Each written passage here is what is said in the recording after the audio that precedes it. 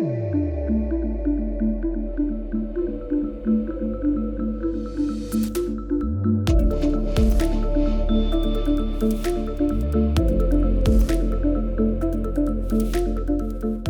with Alex Thompson, Principal Safety Engineer for Thatcham Research, a Euro NCAP member and an accredited test facility. We're going to consider some of the vehicles that are in contention for the 2024 What Car Safety Award.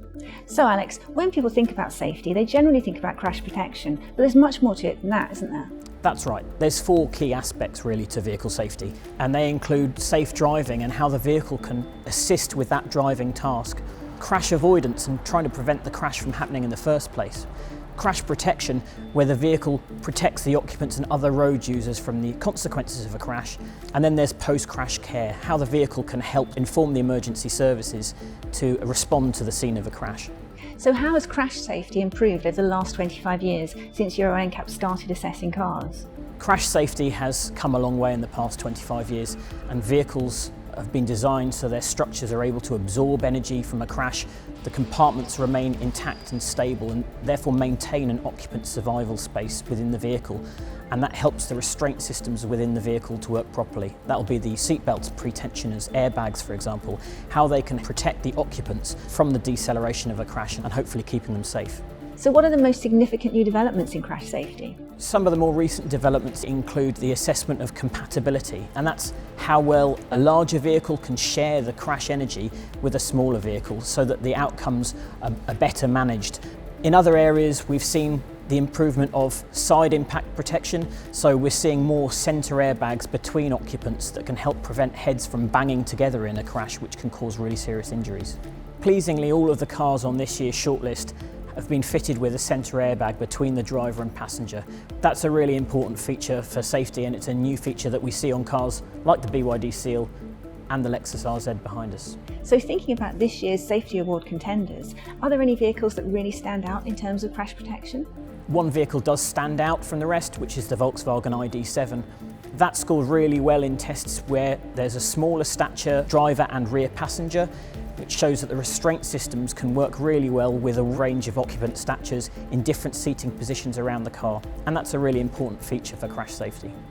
So all that sounds really good, but are there any areas where crash protection can still be improved?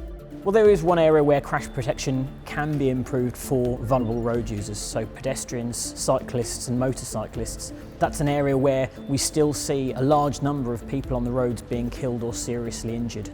The design of vehicles to help manage the energy of those impacts is really important, and some vehicles can do this by deploying systems such as pop-up bonnets, and that's something that we've seen this year on the BMW 5 Series and the Volkswagen ID.7. Of course, while crash protection is a really key aspect of vehicle safety, there's also active safety systems which can help to prevent the crash in the first place. So to find out more about these active safety systems, we're going to visit Thatcham's test track and meet vehicle technology specialist Tom Leggett.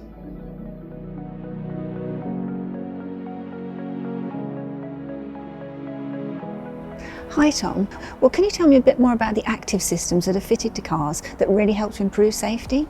Yes, so when we talk about active safety, really what we're talking about here is crash avoidance, and that's part of this safety timeline that we've talked about before. So when it comes to crash avoidance, it's all about preventing the accident happening altogether in the first place.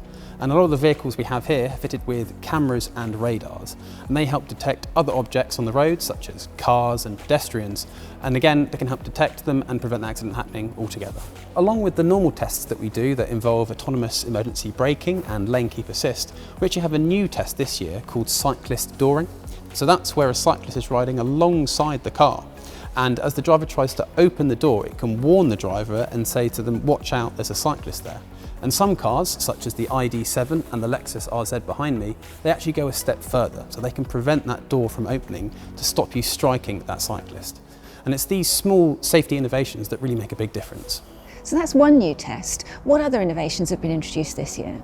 So this year there's been a really big focus on vulnerable road users, creating new scenarios that are more representative of the kind of accidents that people will see on the real world. So this year we've introduced a new test called turn across path. So that's where a vehicle is turning into a road, but then there's also a pedestrian crossing that road at the same time.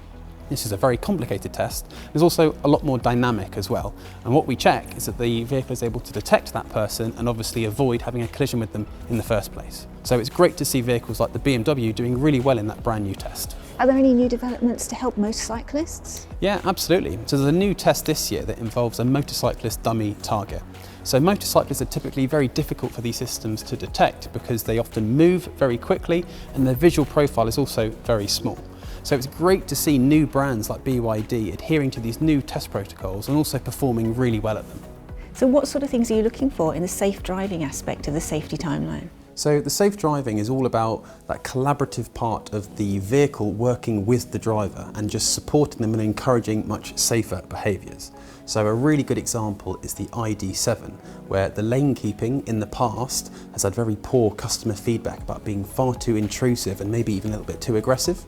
However, from the testing that we've done, we can see that the ID7 actually has a really good support system.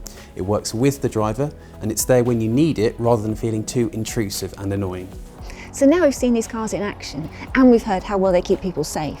Which one of these vehicles will be crowned the 2024 What Car Safety Award winner? So the winner is the Volkswagen ID7.